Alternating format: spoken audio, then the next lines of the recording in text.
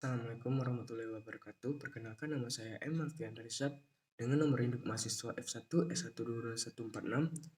Dalam beberapa waktu ke depan, kita akan membahas tentang software pada perangkat komputer dan jaringan. Di sini saya dalam kelompok 4 yang beranggota Aldiansyah dan Wira. Baiklah, pada bagian pertama kita akan membahas jenis-jenis pada software aplikasi dan program aplikasi.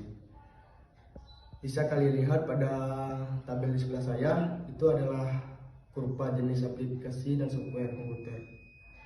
Yang di atas ada software aplikasi yang terbagi menjadi program aplikasi umum dan program aplikasi khusus. Dan pada tabel bawah, software sistem, program pengembangan sistem, dan program manajemen sistem. Di sini kita lihat penjelasan dari software aplikasi untuk pemakaian akhir. Dan juga ada software aplikasi bisnis.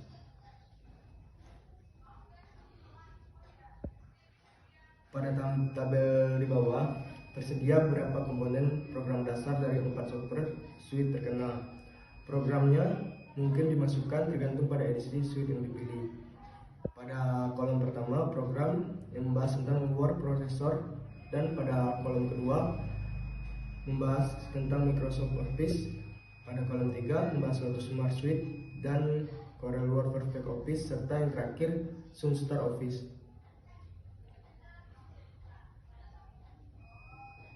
Di sini dari software dalam tabel tadi tersedia Electronic Mail yang mengubah cara orang bekerja dan berkomunikasi. Jutaan pemakaian akhir kini bergantung pada software email untuk berkomunikasi satu sama lain. Dan juga pada word processing dan publikasi serta desktop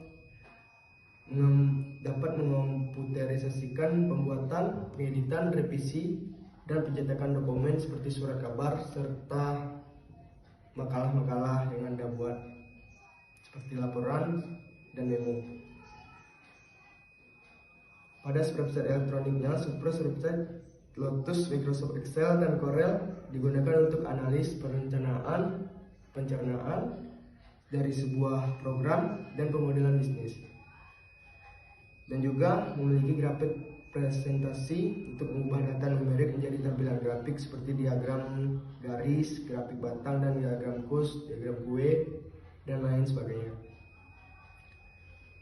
Di sini pengelola informasi personal adalah software terkenal untuk produktivitas dan kerjasama antar pemakaian akhir. Selain itu juga merupakan pengaplikasian terkenal untuk peralatan genggam.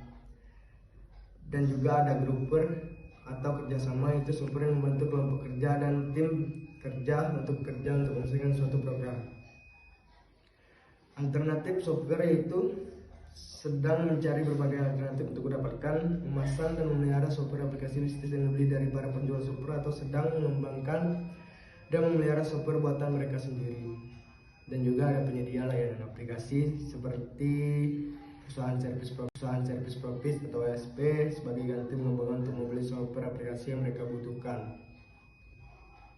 Baiklah, pada bagian 2 kita akan membahas software sistem, manajemen sistem.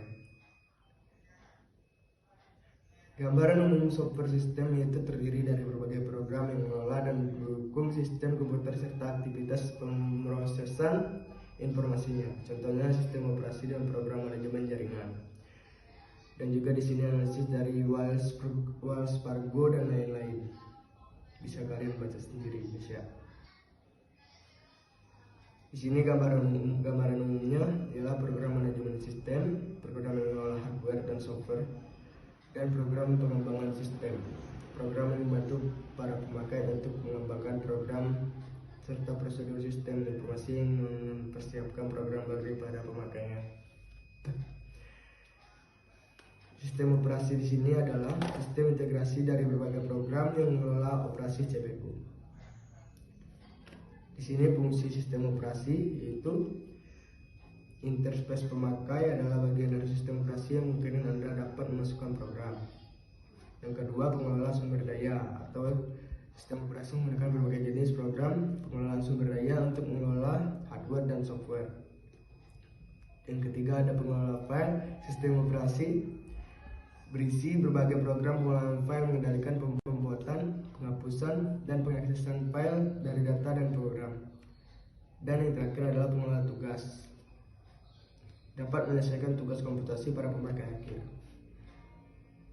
Baiklah, di sini ada software dari Microsoft Windows serta Unix yang diterapkan pada operasi sistem, serta memiliki multi tugas dengan menghubungkannya ke Windows milik komputer kalian.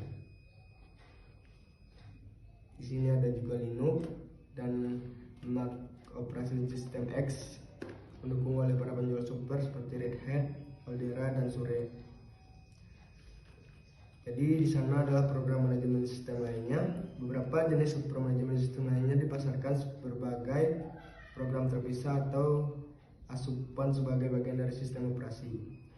Bahasa pemrograman di sini sangat banyak, yaitu bahasa mesin, bahasa generasi pertama, bahasa perakitan, assembler, bahasa generasi kedua, bahasa tingkat tinggi, bahasa generasi ketiga, bahasa generasi keempat, yaitu pemrograman yang non prosedural dan lebih berbentuk percakapan daripada bahasa-bahasa sebelumnya.